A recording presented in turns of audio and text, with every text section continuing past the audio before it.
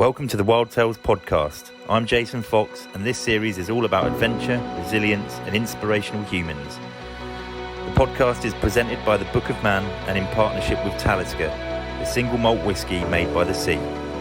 My guest today is Locksmith, or Lockie. Now, you'll know him as a member of the award-winning chart-topping band Rudimental, and you may also know him as one of the top contenders, in fact, one of the winners on the latest Celebrity SAS Who Dares Wins. In the podcast, we talk about growing up in Hackney, family, training, and where he got his resilience from. Now, we're still in lockdown, so this episode was again recorded remotely. Hopefully we'll be back to normal soon. In the episode, we answer some questions that you've asked me on Instagram. I'm going to be sending a bottle of Talisker to the top question. Here we go. Hope you enjoy it. So, here we are, the man, the myth, the legend, Lockie, Locksmith. One of the finishers of the very recent Celebrity SAS Who Dares Wins, and what an achievement that is, because it is brutal. But before we move on to that, because it will be part of the chat today, Lockie, yes, how mate. have you? Let's hear Locksmith's take on lockdown. How are you coping? I like the way you did that. I hope they can see your face. I hope they can see your facial expressions as well, because you're proper chuffed with yourself. I am. Good. Lockdown. Lockdown's been all right with me. I've just approached it as another challenge, to be honest with you. There's been points where I've wanted to get out of the house and just fly away like a bird and be free. But at the same time, it is what it is. I think the biggest challenge of it all is the kids. Having a kid indoors, like every 5 minutes says, "Can I have a snack? Can I do this here?" And you're trying to constantly find new and innovative ways of entertaining them and keeping them sort of like, motivated and physically active. And it can be a bit jarring at times, as much as I love my 10-year-old as well, but I think that's been the biggest challenge, to be honest with you. Yeah, thing is, it's like normally they go to school, so there's a different environment, but there is no change in environment, is there? I think that's the biggest problem as well, and the social interaction with their peers of their own age. So the mere fact that they just got bundles of energy and nowhere to put it, it's just like it's all on you. But yeah, it's been a difficult one, but we're getting through it. Exercising, all the Joe Wick stuff and that's helped. Getting outdoors on the bikes and stuff, that's great. But lockdown for me, it's been busier. I don't know about you, but me, it's like the whole music industry is doing my nutting at the minute, because they're all sitting on their hands, coming up with new bright ideas for you to do, and they're just throwing things at you left, right, and centre. I guess busy's good. I'm not complaining, mate. To be fair, I'm the same. I've been saying to people, I'm like, I can't wait for these, whoever's to go back to work, because once they go back, then it all sort of like everything does slip into place. And I know it's been a difficult time for many people, but God, normality is calling. It is calling. Definitely. I'll never take it for granted again.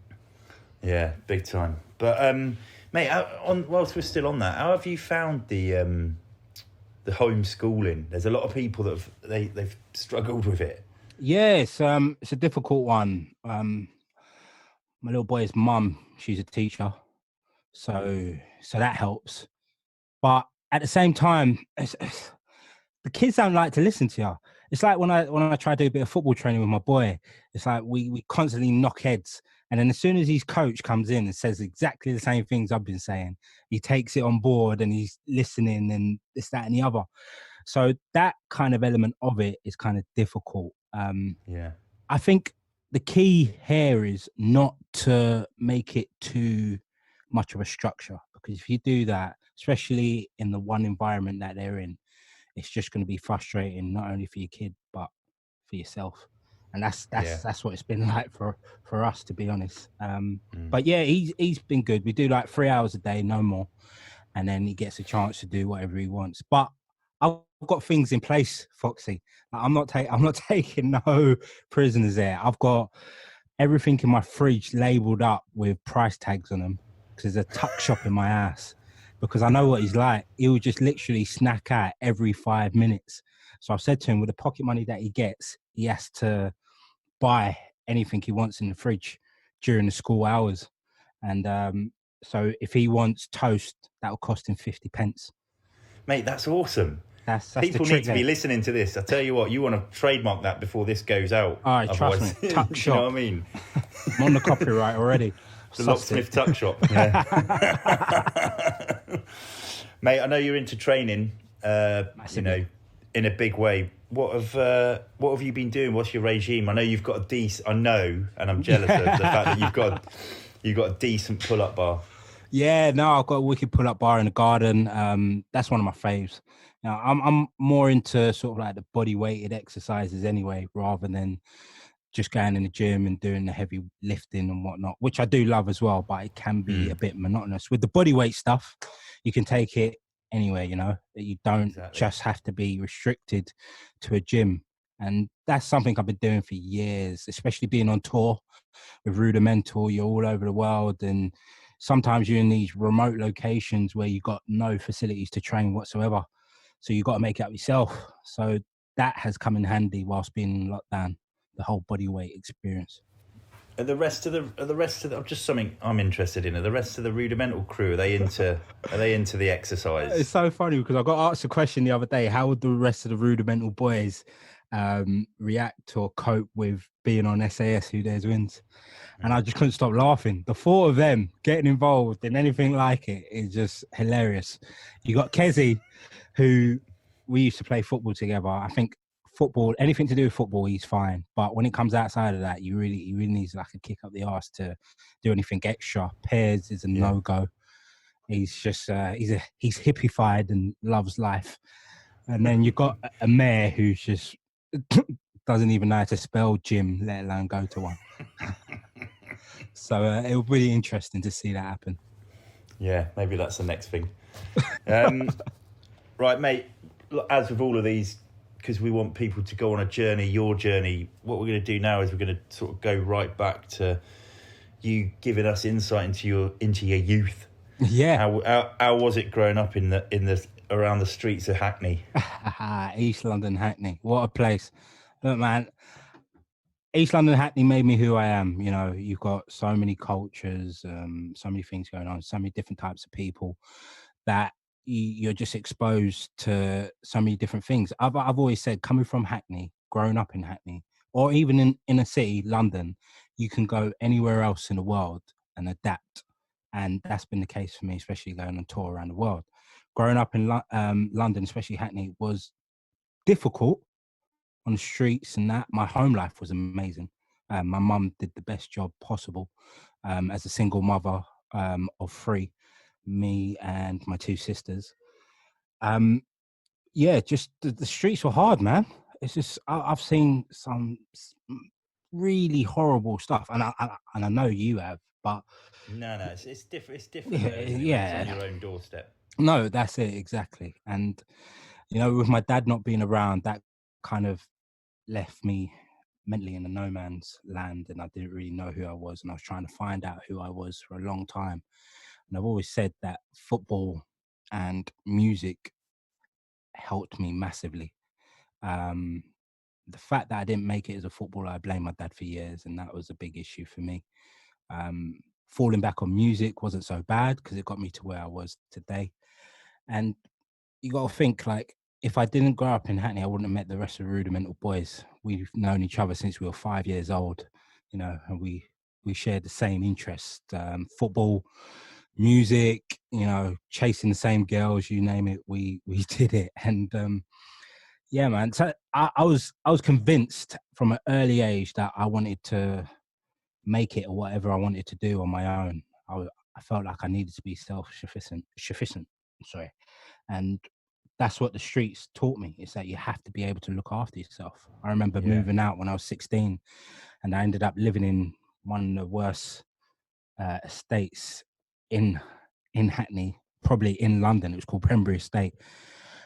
And I remember it was horrible. I remember one day we woke up and we just woke up off the back of hearing some noises, and we were just like, what the hell's going on out here? And we went outside to see what the commotion was. And there was a kid lying on the ground, and he'd literally been stabbed to death. like just literally in our very eyes, a pool of blood. And I'm not trying to glamorize it, not trying to say that, my situation is far worse than most, because I've been to some serious ghettos around the world, and it's like, it's a lot worse. But waking up to see that, and then you're going around the corner, and I hate this memory. It stays in my head for forever. It will stay in my head forever. I remember just walking down the alley, and on the same night, there was a baby lying on the floor, like a newborn baby. And like, you look at Hackney now and look how gentrified it is. People are probably listening to this and thinking, wait a minute, there's multi-million-pound houses in that place. How was it like that? But that summed up how we were growing up, and it wasn't on a daily occurrence. It was just, we were exposed to those kind of things. And I feel that gave me the grit and the determination, the desire to better myself. Yeah, that's awesome. I mean, it's a good thing to come out of a bad sort of situation, really, isn't it? And a bad environment. But mate, I should know this, and I don't. How old are you now? I'm 33. 33. So, when you were like growing up on the streets, was it a lot like I remember me? I grew up in Luton, just a bit further north, right? And, yeah. We were allowed to play out till God knows what time. You're just cutting around doing your own thing, really. How mad is that? It's like, I believe that when I was growing up, it was a lot worse than it is now. Yet, when we were growing up, there was a sort of community spirit still installed. You would be friends with your local newsagent owner. People would look out for one another, or if something did happen, your mum would hear about it before you got home, kind of thing. So with that said, we were allowed to stay out a lot longer and just get up to mischief, and luckily we came back all right. Now I think about it, like, with my son, being a parent now, do I feel comfortable leaving my son out there now? I don't know. I don't think I do, and I don't know why. I don't know. It's crazy. I think even in the short time that we've sort of like grown up into, well, it's not that short a time, but I think there's like, especially in places like London, the population has just gone boom through the roof, and I think there's just a lot more people, so there's less of that community feel sometimes, because there's just too many people. No, definitely. But so have you leading on a little bit more, have you always been into music? Always been into music, and obviously heavily passionate about it, especially to have done it this long. But growing up, my first love was football, and I think it's the same for so many young boys and girls out there. Growing up, you fall in love with football before you know what love is. Before my son was born, before my first love with my girlfriend or whatever, it was football. And that was my passion. And that kind of ran alongside, parallel to music, because music was always there. And with that said, the first time that I ever got into music was me begging my mum to buy me a pair of turntables. And, my mum being a single mother, I've asked her for the top of the range decks at the time. They were like Technique 1210s, and I must have been about 12 years old. I had no right to have them. I had a pair. Did you have a pair, yeah? Yeah, I was a bit older, but yeah. This is what I'm saying, Foxy. Like, I had no right to have them. Like, you could have probably found those pair decks in any nightclub, any radio station. They were proper high end. They were the ones to have. Yeah. I begged my mum to have them, and my birthday's on Christmas Day. It's like the shittest birthday ever. You've got to share it with the rest of the world. So I remember running upstairs Christmas Day, and my mum saying, look, I couldn't afford it. And like, too right, it was expensive, it was ludicrous. She said she couldn't afford it. So I was like, a bit disappointed. I was being a bit spoiled. The one day of the year that was, meant to be for me. Humbled on downstairs, you want to do one of them cries where you cry in your pillow and all that nonsense. And then lo and behold, I looked in the chest of drawers, and they were there. I don't know how she pulled it out of the bag. They were there. Mate, that's awesome. Awesome. And ever since then, I never looked back. And I think it was kind of one of those, keep you off the street for a little bit, because it did. And I kept scratching all her vinyls as well on her turntable. And that was doing her nutting. I'm talking like classics like Marvin Gaye records and Anita Baker and all that. And she used to get proper angry. So yeah, that was her way of that was her investment in me, and I think it's paid off. She just dug deep to save her own vinyl collection. Yeah, exactly. Awesome. Mate, the 1210s were brilliant. I have to say, it was actually Ollie Ollerton. They were his decks. And then when he decided, and then basically passed them over to me, he sort of like handed them on. And it was like there's this ritual. Yes, it was this ritual that came across of all this vinyl and that. And then, oh mate, it was terrible because I had the amp, I had the mixer and all this. And I ended up selling it all. Oh, so no. What did Ollie say to that? Well, mate, it disappeared by this stage. But when we met back up, like not that long ago, he was like, "Mate, you still got the 1210s," and I'm like, "Mate, I've got a confession to make." So yeah. Oh, I love that. Weirdly, we've both bought some new decks, this new digital sort of stuff. No, I've seen it. Yeah, good on you. So, love it. Yeah, mate, it's good. It's good to get back into that. I mean, we're not very good, but it's a good crack. Mate, did you have any sort of like, what was your inspiration in music? Do you have any like role models that you looked up to as a youngster? Yeah, definitely. There was a lot of role models. I used to look up to Ashley Waters a lot when I was younger, growing up.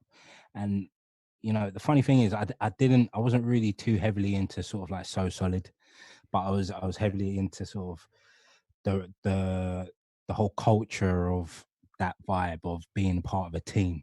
And I always loved that, coming from a footballing background and being in a band with my boys. I love the fact that you look after each other and you have someone's back. And I love the fact that So Solid had that. I love the Roll Deep from East London that consists of Wiley. At one point it consists of Dizzy as well. A lot of my role models at that particular time were people of my own age, but they kind of accelerated a lot further in the music than I did at that particular moment. So they felt like they were older. And then you had the likes of, when you cross the waters, the Dr. Dre's of the world, that kind of thing, and Busta Rhymes. And the thing is about Rudimental as well, our influences are so far and wide. If you listen to our albums, they're not genre specific.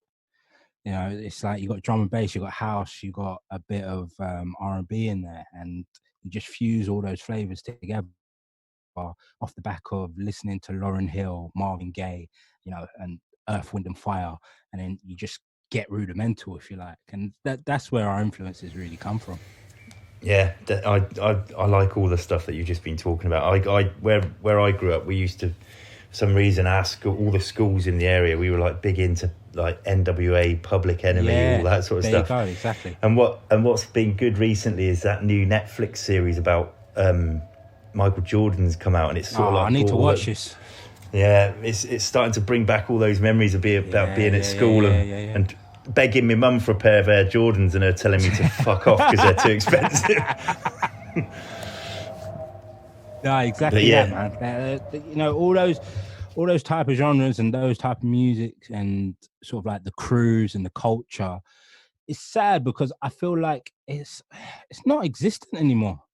And I'm in the music industry, and it's something that heavily frustrates me. I think we're one of the few that are left that are sort of got that culture, got that band, and come from a real place. But yeah, I hope it comes back. I don't know.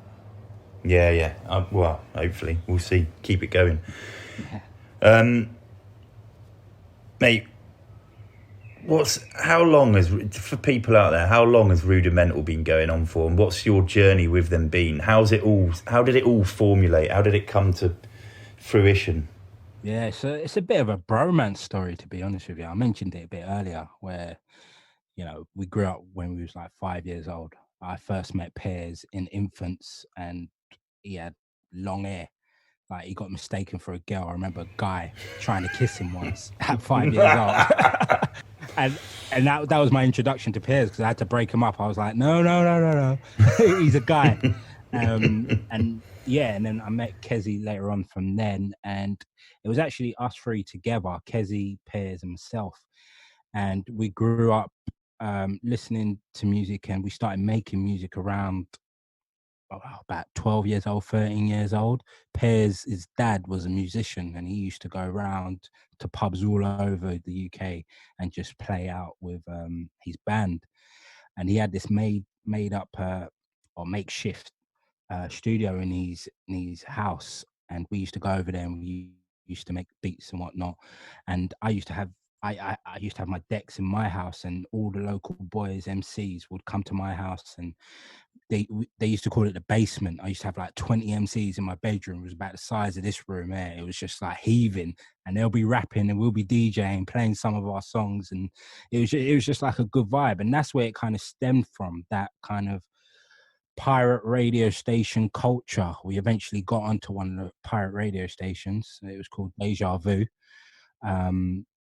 and that was like one of the biggest pirate radio stations alongside Rinse FM at the time. And it had Wiley, Dizzy Rascal, Nasty Crew, like you name it, they were on it. And it was just like a big thing for us to be on there. And people didn't quite get us because we were so eclectic, but at the same time, our numbers were great. The listenership was great. And we kept like making music, and our music was doing well on the underground scene. And, you know, you're constantly just waiting for something to connect, and it didn't connect for a long time. I remember when we were about 18, 19, I was still working a 9 to 5 as a learning mentor in secondary school, playing semi-professional football and spending all my nights in the studio, making music and, you know, just with the boys. And, you know, it wasn't until we made a track, I remember I mentioned Pembury Estate. We were in Pembury Estate. Kezi came to live with me there and created a song called Feel the Love. Made that song. We were singing on it. And I remember taking it to the studio with the rest of the boys, and like we were going nuts, crazy, just tearing off our clothes, trashing the place. We was like, this is a hit. This is the track that's going to make us. It's going to be crazy. And then we left that track in the studio for 2 years. Like, you know, you just had those moments where it's like, oh, this is amazing, crazy. And then that moment's gone because no one's picked up, no one's heard it. And it stayed in the hard drive for 2 years. And let's fast forward 2 years later from that moment, we ended up in a pub and we could hear this guy singing. And because like we've grown up with each other pretty much all our lives, we're so in tune with each other. When we hear music, we often like the same music. And if we don't, we convince each other why we should like it. And we end up on the same path. And we heard this voice in the background. And we all just like stopped drinking for a minute, looked at each other, and we said, you know that track we made like a couple of years ago? This guy will sound sick on it. And behind us, it was John Newman. And it was like, we got him over. As soon as he stopped playing, he had a guitar. He was doing like a little acoustic session. We was like, look, mate, we need to get you in the studio. We've got a perfect track for you. And then you fast forward like another few years, and we ended up meeting Amir, the fourth and final member of the band. And Feel the Love got heard by all the record labels, and it started traveling around like wildfire, and everyone wanted a piece of us. And yeah, the rest is history. So I'll say for me to get to this point now, probably about 2 decades. And no one really sees that. From the success we've had from our first track, probably about 10 years. Yeah. So was it 10 years ago? It's crikey, yeah, maybe. Yeah, yeah. it's about 8 years, but 10 years ago from the finished product of Feel the Love. And yeah, so yeah, it's nearly a decade ago, man. How time flies. It is a monumental track though, isn't it? I mean, like, don't get me wrong, I can't listen to it in the car, I can't listen to it at home, it does my fucking nutting. But when I get on stage and like I'm playing in front of thousands of people and that song comes up, I've just got nothing but respect for the song. I know I'm like in third person mode, but mate, the song without it, I wouldn't be here, you know what I mean? Talking to you. Yeah. Mate, I mean, that's been quite a bit of a nostalgic chat there for myself as well, especially when you were talking about the early days of your music career.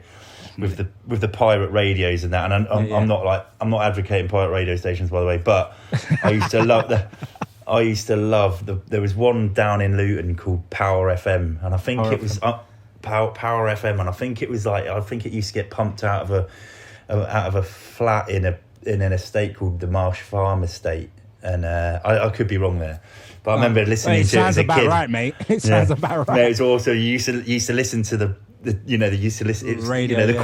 The quality wasn't too good, but you used to, like, every now and again on the odd weekend you'd hear them getting raided and stuff. That's what I'm saying. And it's just those kind of moments that just make it so magical, because, like, we didn't have internet back then, or if you did have internet, it was like really slow dial up. It didn't matter if you had it or not.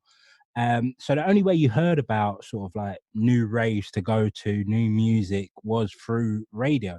And I remember my first radio station that I ever went on to it was a pirate radio station. It was in a flat, an abandoned flat that squatters were living in, and it had mattresses all around the walls to try and suppress the sound from going outside.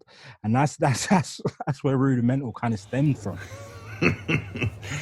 A flat decorated in mattress. Yeah, exactly. But mate, what is it like when you're on stage live, and like those moments, especially with, you know, banging out those massive tracks? What does it feel like? I'd love to know what it's like. Mate, it's an out of body experience. It's one that I probably couldn't describe with enough adjectives or give it justification. It's so hard to describe. When you're there and you see a sea of people singing along to your songs, you got nothing but goosebumps. But then you've got to realize, wait a minute, I'm here to put on a show as well. So it's.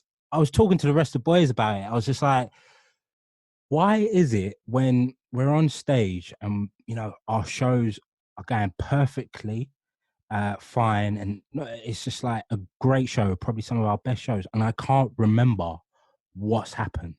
Like, I get off stage and I literally can't remember what's happened.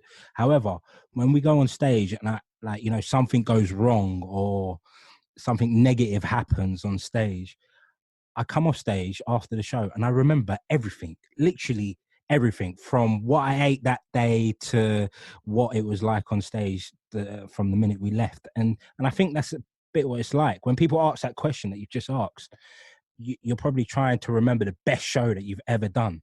But it's so difficult to remember because it's an out of body experience, and it's just like you're floating. What are there any funny things that have gone wrong? Mate, how much time do you have? let's just pick one or two. I remember the early stages, you know, when we didn't really have enough money to take out a live band, because what you got to remember, Rudimental we don't sing. We write our own music and then we go out and we look for singers. So on a live show, we have to get singers in, and we have to get like other musicians as well to play instruments that we can't play. For example, brass section, drummers and whatnot. So it costs a lot of money. So in the first initial stages, we didn't have a drummer because we was like, you know what, we're going to cut that cost because that's going to be a lot to travel all over the UK and the world.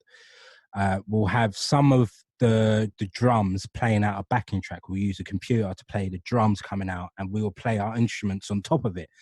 Now, you've heard a Rudimental track, and I'm sure there's a lot of people listening have heard the Rudimental track. Our music heavily relies on the drums, you know, the build up, the euphoria of like the bass and whatnot coming in. So I remember we had a show in Bristol, and I think we were supporting Maverick Sabre at the time.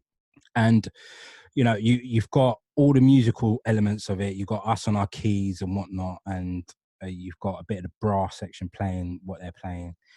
And you could imagine Feel the Love building up into sort of like the chorus, the big drop bit, and you got none of the drums came in. The computer completely failed on us. So we've got these big drops and like there's no drums whatsoever. So you could imagine me on stage going nuts with a mic in my hand going, yeah, let's go. And then bam, it's like we're doing acoustics of like all our tracks. and you're thinking, oh, it's just got to be that one track. So it's that one track that does it, and then the next track that does it, and the third track that does it, and you're like, oh my God, this is an absolute nightmare. And I'm looking at the crowd, and the thing is, the crowd are like looking at you as if to say, what is going on? I like it, but I don't know what it is. And I remember coming off stage, and I back then I used to have a massive temper. I literally just just trashed like the whole changing room.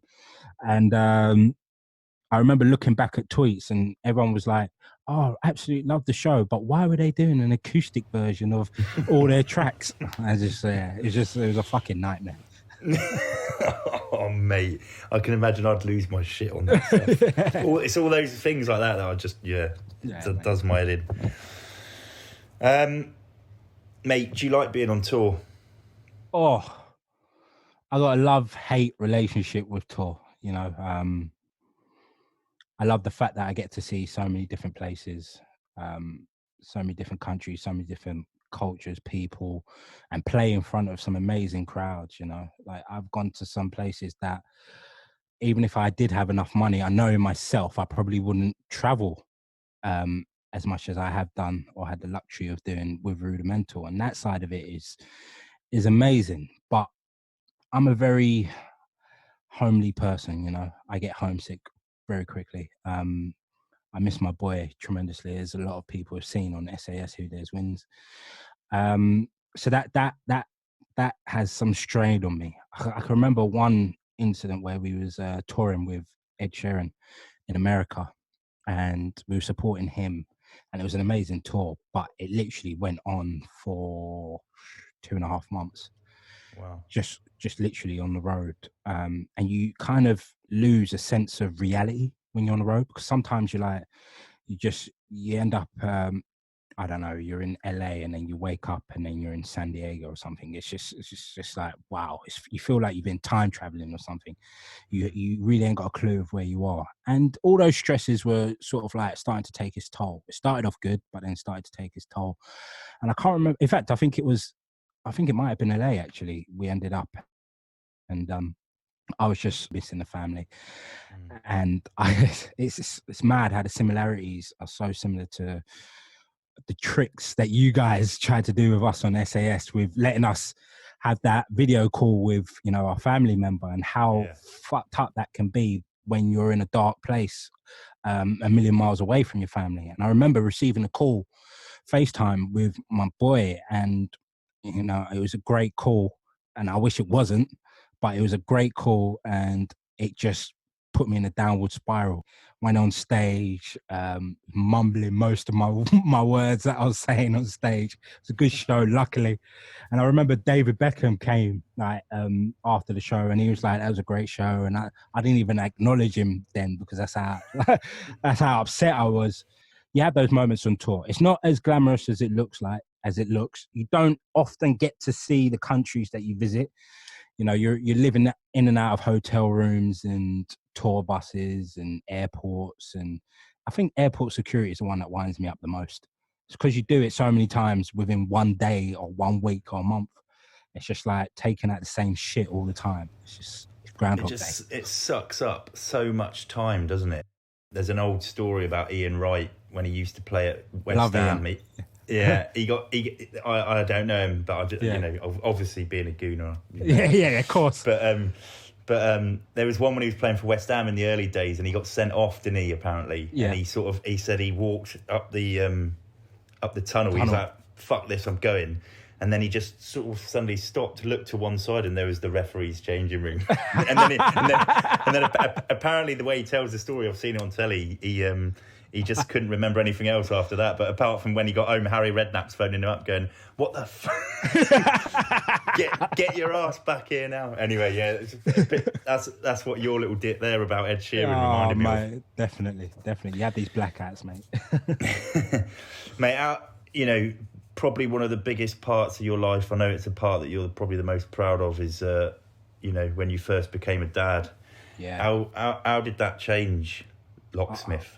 It changed me massively. I got a tattoo on my arm that says Leonidas is my savior, because I truly believe that the guy you're speaking to now is not the guy who was running around the streets of Hackney, getting up to no good, getting into scraps every weekend, and I literally mean every weekend. That I'm not that guy anymore, but that's the guy I was before Leonidas was born, and he gave me a sense of responsibility that I massively needed. I truly believe he saved my life, and without him, I don't think you know, I don't I don't think I would have got past 25 without probably being dead or in prison somehow, and you have these moments in your life where you're just grateful that, either somebody or a role model or, a son or a daughter comes into your life and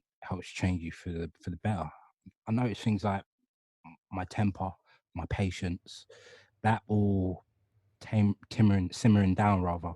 And I was able to sort of like not let the stresses of the world get to me as much as they did before he was born. And yeah, it was tough because I was 23 when he was born.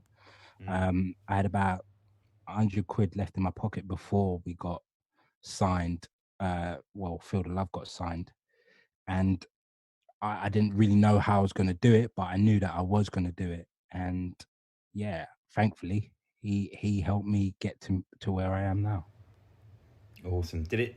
Was it did it like happen overnight? You know that change in your approach to life, mate. The literally the moment, you know your missus is pregnant and she's telling you to run downstairs, one of the worst estates in the world, to go to the off licenses to pick up Vinetta, the ice cream, because that's her bloody, what do they call it when they're pregnant? the craving. Craving, yeah, that's her craving. And you're having to do shit like that, and you have to start doing selfless acts. It's from that moment you start realizing, wait, this is changing me instantly. And then when you're in the hospital and the baby comes, I think it is an instant thing.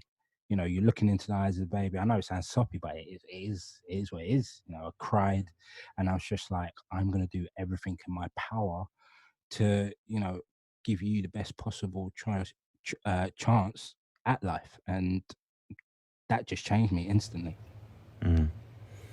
Awesome. And now you got another one. Yeah, baby girl. I think I'm done. Mixing it up. Yeah, mixing it up. Yeah, she's gorgeous. She's gonna be a bit of a diva, but she's a good one.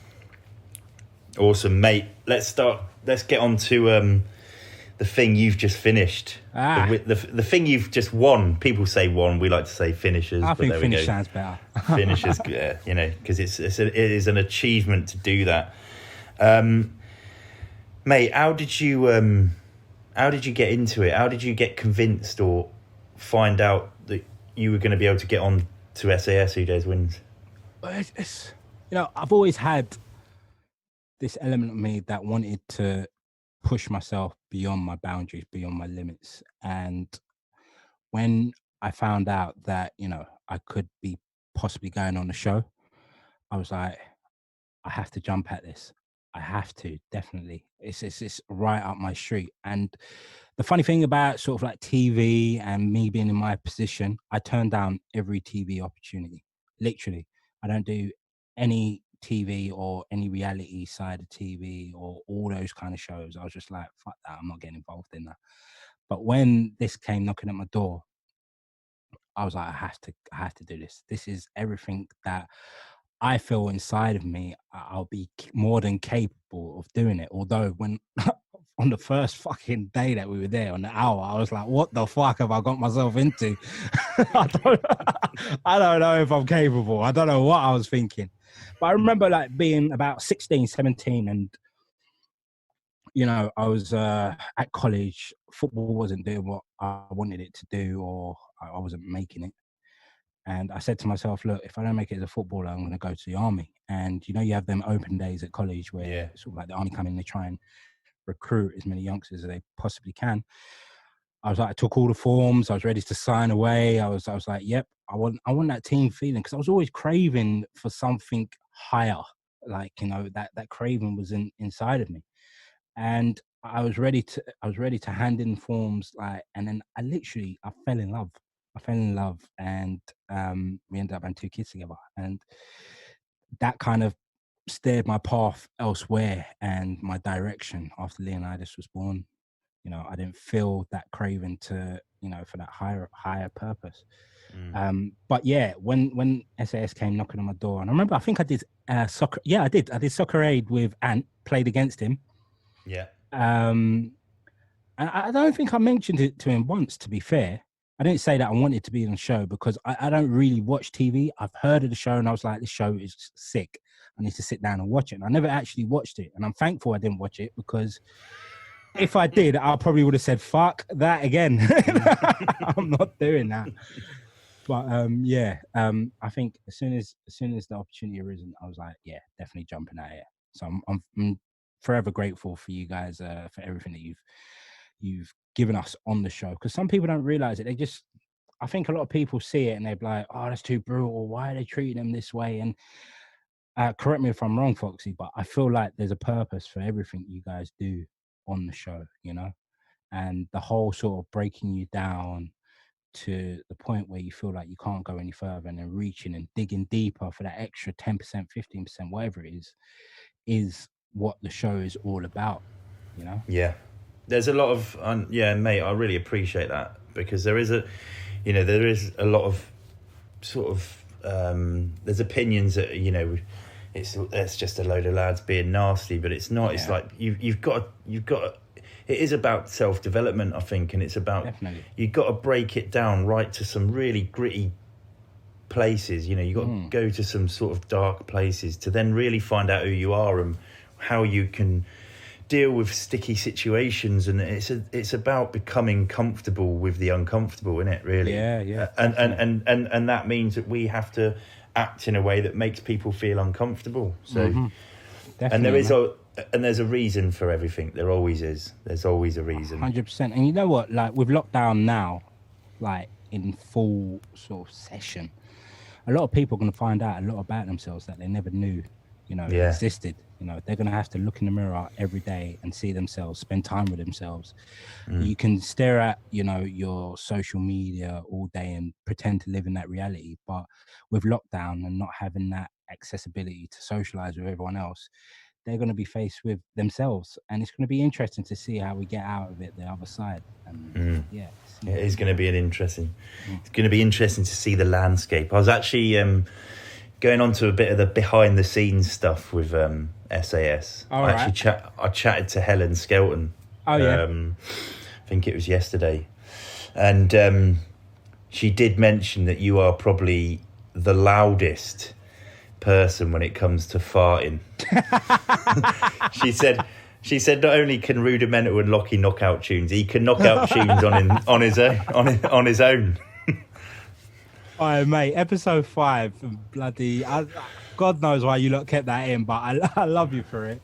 The whole farting on Tony's head, that was hilarious. Mate, that was awesome. It was wasn't it when you were falling onto it was on E&E when it was on the Escape and Evasion. Yeah. It was hilarious, man. And you know what? The audience probably got about 10% of Tony's reaction, because he went off on one. Surprise. Yeah. Bless him. Love Tone. Mate, I know what the answer to this one's going to be, but I'm going to ask you for the benefit of the others. Go into this a little bit, because a lot of people are like, oh, do you lot all have a laugh when the cameras are off?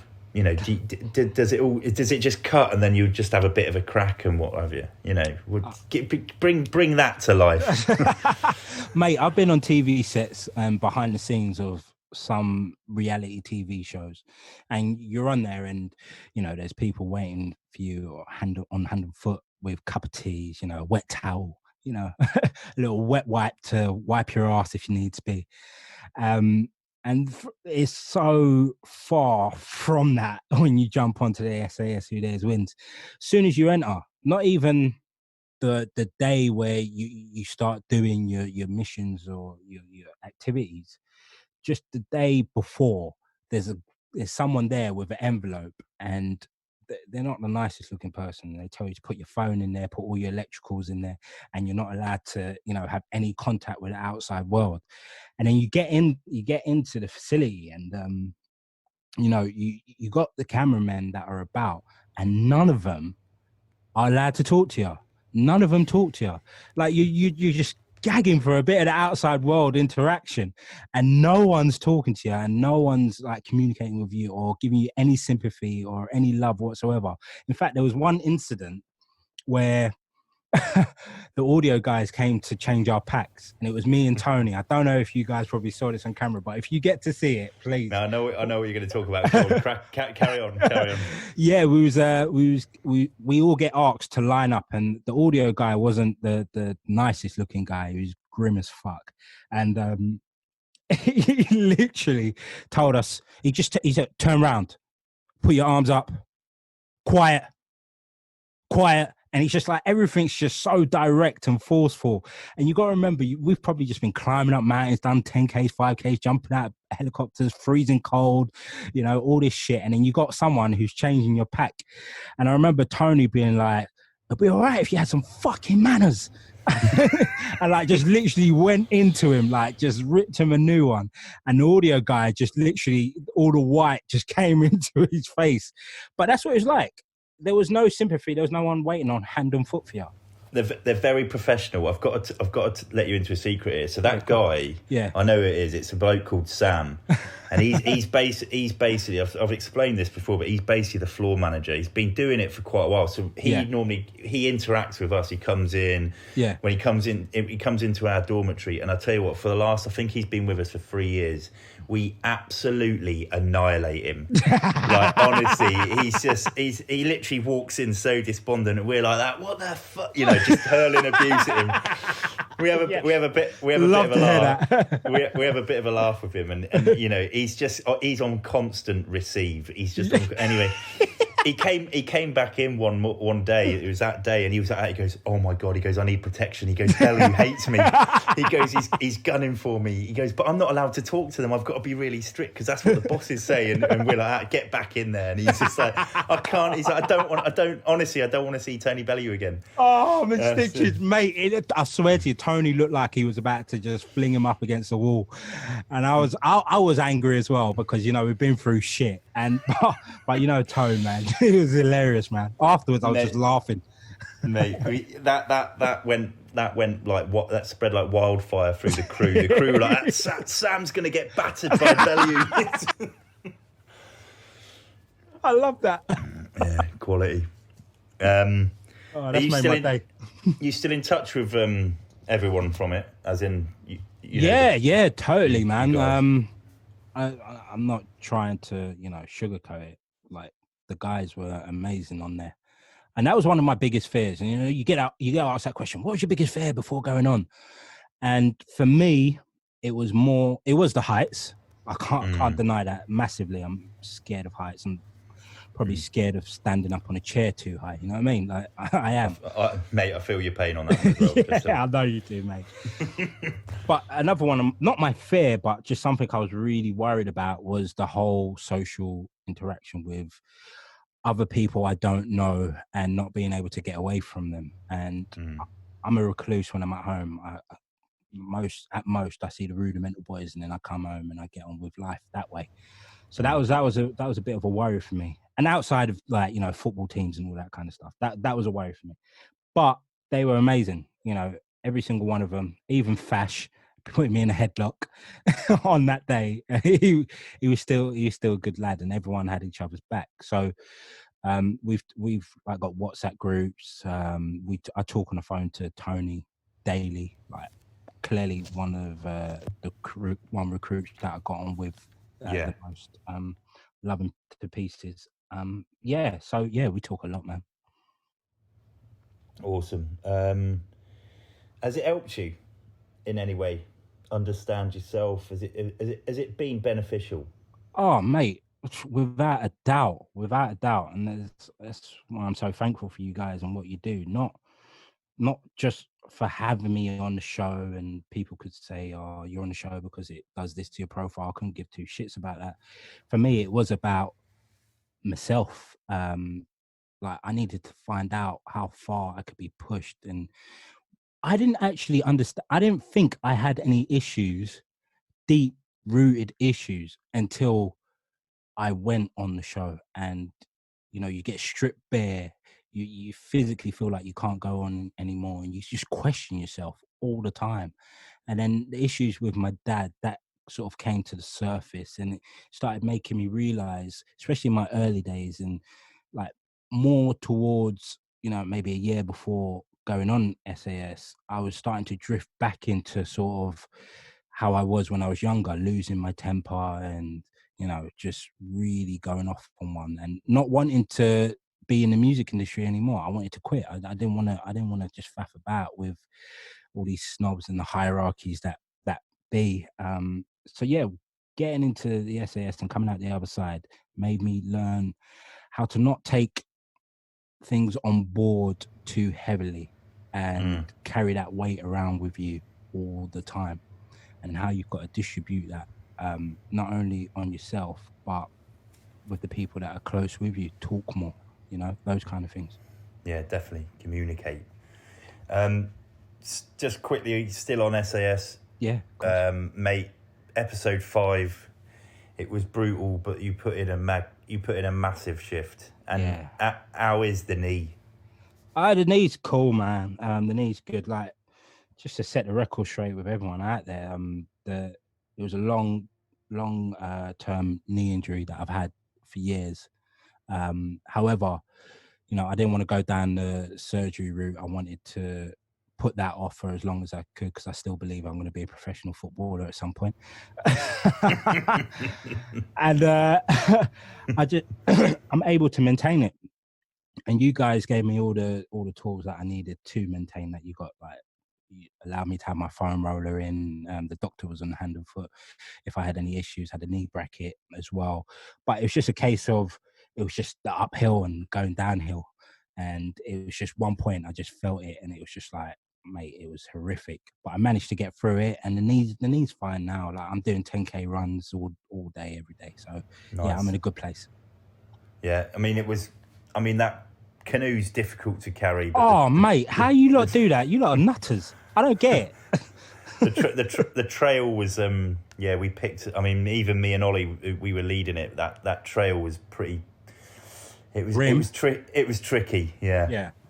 No, but mate, because of that experience, I don't know how much you did before, but are you going to continue doing stuff in the great outdoors? Mate, before this, you wouldn't catch me camping, going up mountains, nothing. I'm proper inner city boy. And after doing this show, I've just got that craving to just be up on a mountain, like test my limits as much as I possibly can. And I definitely want to get outside more. And that's something I probably deprived from my boy. And I'm glad that I've done the show, because now I've got that kind of insight into it. That I want to share with him, because it just opens your mind up, and it's the sense of freedom as well, man. Yeah, there is a big sense of freedom, mate. When it all goes back to normal, maybe we should get a little mini expedition around the UK in with your lad. No, you're all right, mate. I'm not coming nowhere near you. Mate, we get listeners to send in question requests, and there's always loads that come through. There's been a lot that's come through for you. I'm going to keep it light-hearted, to be honest, and I'm going to ask you. This is from Victor _Saki30, and it is: what's the food you get served like? What's the worst thing they fed you on the show?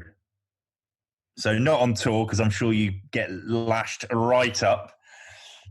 On SAS, Who Dares Wins, what was the worst thing that we gave you? You know what? I think it's just got to be the dry rice. Like, the rice was just horrific. It was so dry, so mundane. It was like boring. Yeah, sandpaper in your mouth, really. So yeah, that's the answer to that one. there wasn't, if I'm honest, there isn't an awful lot that they get given, to be fair. Yeah, It's pretty, I could imagine. pretty bog standard. I mean, there was some chickens there. Obviously, you see Joey Essex having a little bit of a, bit of a thing. Obviously, Victor _Saki 30 is going to be receiving a bottle of Talisker single malt 10-year whiskey. And I think we're going to be running that again as we keep going on throughout this series. So nice one, Victor. Sick. Well done, Victor.